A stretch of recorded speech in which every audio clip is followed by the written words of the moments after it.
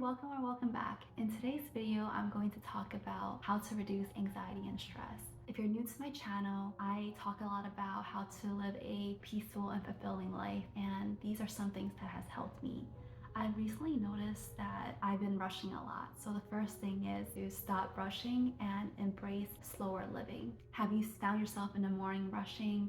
I know I have had where I have maybe 15-20 minutes and I have to get out the house. Whether that is for work or for school, I've always found myself always stressed out because I was going from one thing to another. So recently I have tried to embrace the present moments, and that has really reduced my anxiety and my stress because I'm not thinking about the next thing. When I looked up anxiety, the idea of worrying about the future. And when we worry about the future, it can be endless because that is something that is uncertain. I think that my dog actually has taught me a lot about living a slower life. I have tried to incorporate walking my dog at a leisurely pace. I had the privilege of having some time off where I didn't rush in the morning. I would take a walk with my dog for perhaps 20 to 25 minutes in the morning, no rushing. The dog has really taught me how to live in the present. You know, he's sniffing around, embracing these smells, and just being present.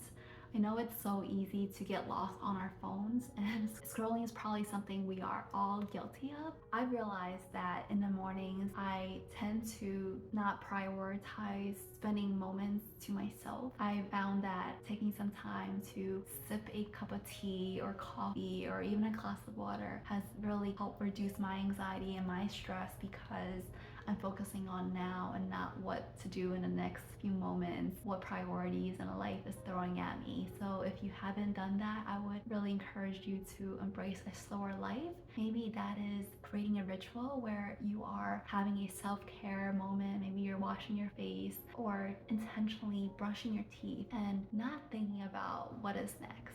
It is so easy to get lost in your thoughts of, okay, what is due next? What plans do I have? What priorities do I need to tend to?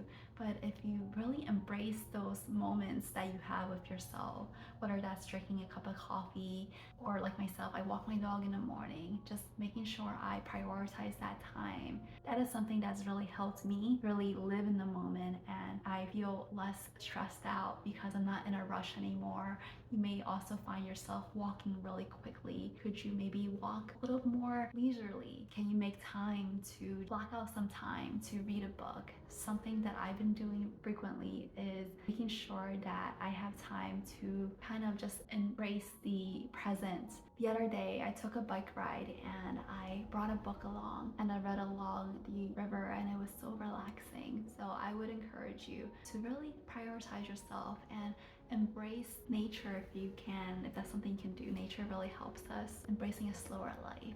Maybe that's speaking more slowly, not making too many plans. Something that has helped me is listening to the sounds around me, feeling the ground or whatever is below me, the chair that I'm sitting on, looking at whatever it is around me rather than thinking about the future. That has really helped me. So I would encourage you, if you are stressed out or you're feeling a little anxious, to do these things where you are just being present and being there in the moment. And I really think that would really be helpful for you. That brings me to my second thing that I stopped doing to reduce my anxiety and stress, which is stop making excuses and really prioritizing my well-being. I've decided to embark on a yoga journey, which is doing yoga once a day, whether that is 5 minutes if I have a really busy day, or a long session, which I can do up to an hour with a class, or just a 10-15 minute routine that I'm following on YouTube. I really stopped making excuses. I've also signed up for a few races in the future with my friend, and we are training right now. If you are not being active, incorporate some walking if you can. If you like bike riding, if you like running, or maybe you're into weights and whatnot, but definitely prioritize your physical well-being, because when we are feeling better about ourselves physically, we feel better ourselves emotionally. And yoga, I will say, has definitely helped with my mental well-being, because when there are days that I don't really want to do anything, I turn on that YouTube video. And there was one day that I needed it, but I was having such a rough day, and it really helped me where I had had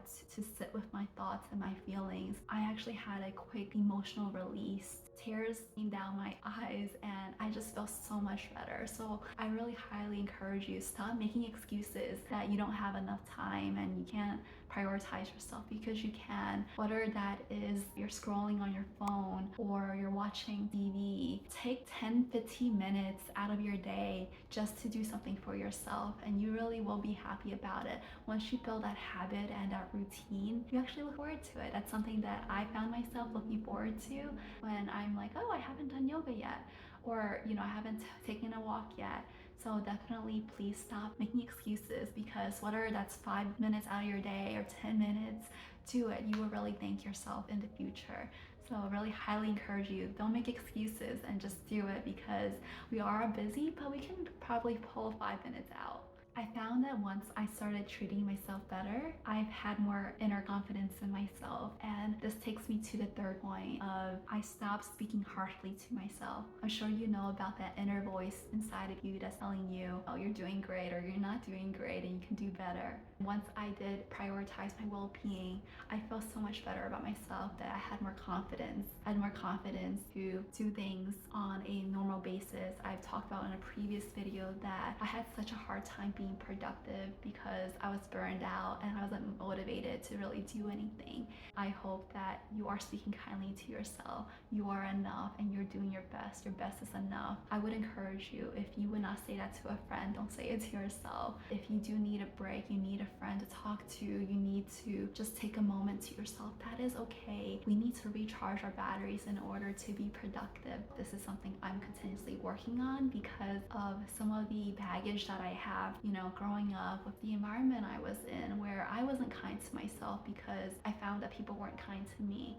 I think that it's so important that you are kind to yourself, because the voice inside our heads is really what motivates us. Please be compassionate and know that you are doing great. Those are the 3 things that I have stopped doing to reduce my anxiety and stress. I hope this was helpful. So the number 1 to recap is to embrace a slower living. Stop rushing everywhere and taking a few moments to enjoy the present moment, so your brain is not thinking about what is next and what deadlines you have and what things you have to do on to-do list.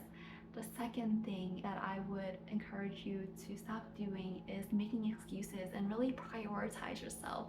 Making time for yourself to exercise, to read, to just really put time for yourself to relax and to take care of yourself. And thirdly, I would encourage you to be compassionate to yourself. Don't speak to yourself harshly, because you are doing great. And I really hope this was helpful for you. These are some things that has helped me. If you enjoyed this video, please leave me a comment below, and I hope to see you next time. So please stay tuned. Thanks again, and I hope to see you soon.